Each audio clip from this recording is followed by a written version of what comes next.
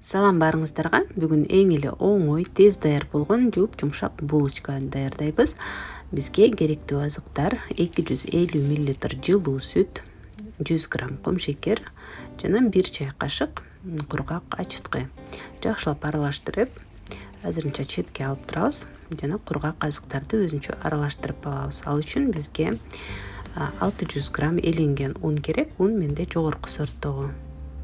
Унду элеп алабыз дагы. Бул жака ванилин, 1 пачка ванилин кошуп койсок болот жана жарым чай кашык туз кошуп, бардыгын жакшылап аралаштырып алабыз.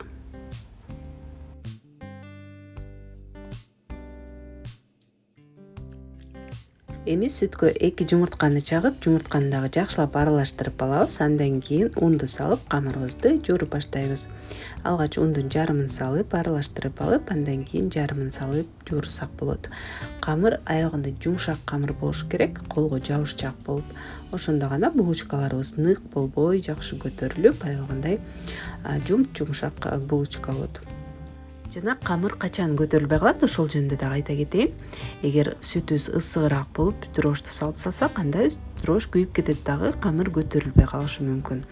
Жана ошондой эле муздагыраак болуп калса дагы, камырды үстүн жаппай койсок, же турган бөлмөбүз муздак болсо, же болбосо сүт муздагыраак болсо дагы камыр көтөрүлбөй калышы мүмкүн. Жана акыркысы бул сапаты начар же мөөнөтүнөн өтүп кеткен ачыткы дагы камырды көтөрбөйт.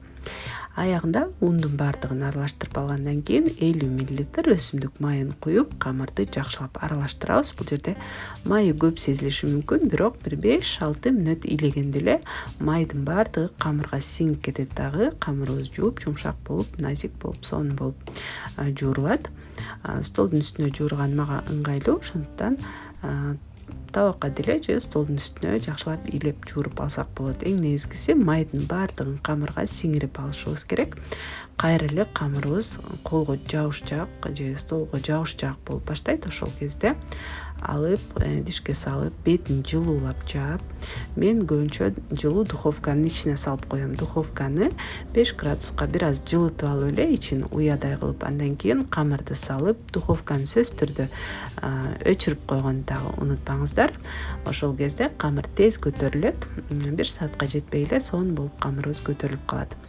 Мына майды жакшылап өзүнө сиңирип алды, кайра эле жумшак, жабышчаак камыр болуп баштады. Колубузду бир аз майлап туруп эле камырды чогултуп, эми бетин жаап, жылуулап коюп коебуз көтөрүлгөнчө. 1 саатка жетпей эле камыр сонун болуп көтөрүлдү. Бул камырдан албетте каалагандай булочканы жасай берсек болот. Ичинде толтурмасы барын деле, жогун деле, формасын деле ар кандай кылып. Бирок мен бүгүн тез даярдалуучу, тез-тезден даярдап эле чай менен ичкенге, мисалы кечинде балдарга бышыра салганга оңой жолун көрсөтөйүн. Камырды бөлүкчөлөргө бөлүп алабыз. Майдагы ар бир бөлүгүн эгер тараза болсо, болжол менен 70-80 граммдан бөлүп алсак болот. Тараза жок болсо, болжол менен эле мына ушундай тоголокторго бөлүп, камырды жайыштын деле кереги жок. Жөн гана колубуз менен чоюп эле, эң негизгиси жукарып кетпеши керек. Ортосу бардык жагы калың эле болуп, ортосуна коюлатылган сгущенканы салып туруп эле, кайнатылганын алдым мен. Мына ушинтип тоголоктоп эле духовканын идишине кое беребиз. Духовканын идишине алтына пергамент кагазын төшөп, же жөн гана бир аз майлап койсок болот. Ал эми менде көп жолу колдонулуучу тефлоновый коврик. Эми 1 жумуртканын сарысына 1 чай кашыктай сүт кошуп, аралаштырып, жакшылап булочканын бетин майлап, андан кийин кунжут же мак себелеп койсок болот. Бир аз убакыт, бир 10 мүнөттөй камыр бир аз көтөрүлгөнчө коюп койсок дагы жакшы. Андан кийин 180 градуста ысык духовкага салып, 10-12 мүнөттөй кызарта бышырып алабыз. Мүмкүн 15 мүнөттөй болот. Духовкага жараша албетте. Бышканда мына ушундай жумшак сонун булочка болот. Силер дагы сөзсүз түрдө жасап көргүлө. Эгер жакса, отзыв жазып койгонду унутпаңыздар.